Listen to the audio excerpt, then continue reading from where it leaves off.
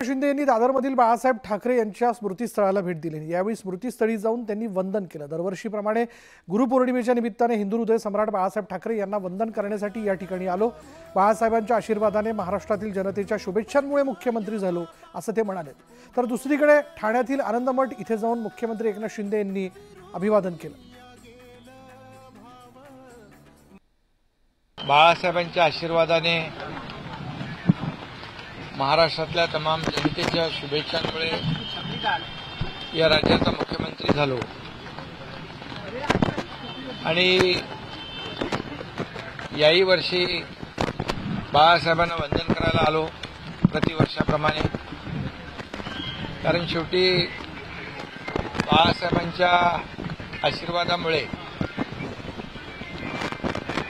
सर्वसामान्य कार्यकर्ता अगदी आमदार, खासदार, मंत्री, मुख्यमंत्री होऊ शकतो।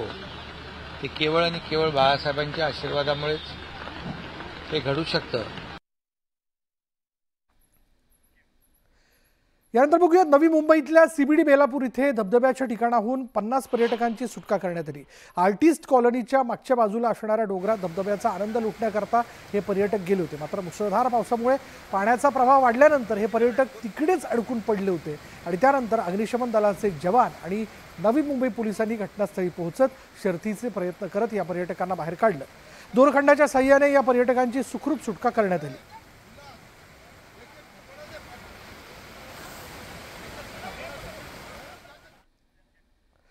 रायगडमध्ये देखील अनेक ठिकाणी मुसळधार पाऊस सुरू आहे। 2 दिवसांपासून झालेल्या पावसाने नद्यांच्या पाणी पातळीत वाढ झाली। सावित्री नदी धोक्याच्या पातळीजवळ असून कुंडलिका नदीने इशारा पातळी ओलांडली। त्यामुळे खबरदारी म्हणून नदीकाठच्या रहिवाशांना सतर्कतेचा इशारा देण्यात आला। पावसाची स्थिती अशीच राहिली तर मात्र रायगडमध्ये पूरसदृश्य परिस्थिती निर्माण होण्याची शक्यता आहे। त्या दृष्टीने स्थानिक प्रशासन आणि एनडीआरएफची टीम सज्ज झाली आहे। दरम्यान हवामान विभागाकडून उद्या पावसाचा ऑरेंज अलर्ट दिल्यानं जिल्ह्यातील शाळांना सुट्टी जाहीर करण्यात आली।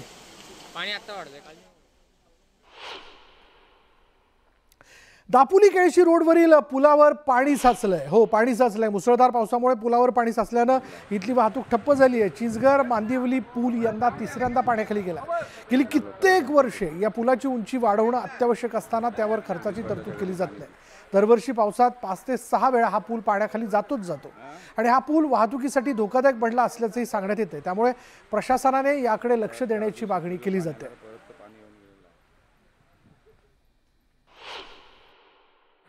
या पुलावरती पाणी येण्याचा प्रकार हा वारंवार होत राहतो आणि याच्यामुळे होणारं नुकसान हा भयंकर आहे। लोकांना भयंकर त्रास होतो। अगदी तालुक्यातला त्यांचा जाण्याचा मार्ग आहे तो संपूर्णपणे बंद होतो। मला वाटते माझ्या माहितीप्रमाणे ह्या पुलाचं साधारण 3 ते 4 वेळा स्ट्रक्चरल ऑडिट झालेलं आहे। 3 ते 4 वेळा मला वाटते स्ट्रक्चरल ऑडिट झालेलं आहे। पुलाला भेगा गेल्याने तो विषय वेगळा आहे आणि ते स्ट्रक्चरल ऑडिट होऊन सुद्धा प्रशासनाकडून अद्याप कुठल्याही प्रकारची कारवाई झालेली नाही।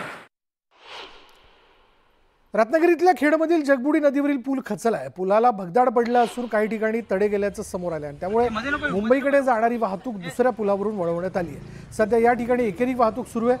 सर आता गाडी जाते ना 2 मिनिटं बघा बाजूला इथल्या परिस्थितीचा आढावा घेतला आमचे प्रतिनिधी चंद्रकांत बनकर यांनी।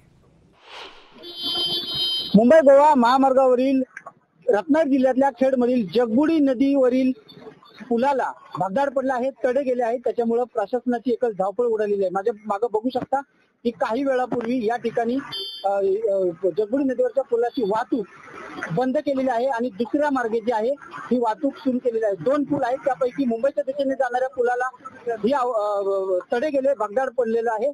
त्याच्यामुळं या ठिकाणी आता पोलीस प्रशासन या ठिकाणी पोहोचलेलं आहे आणि त्यांनी प्रतिबंधात्मक उपाययोजना म्हणून किंवा कोणती दुर्घटना घडू नये म्हणून या ठिकाणी आता या पुलावरची वाहतूक पूर्णपणे बंद केलेली आहे।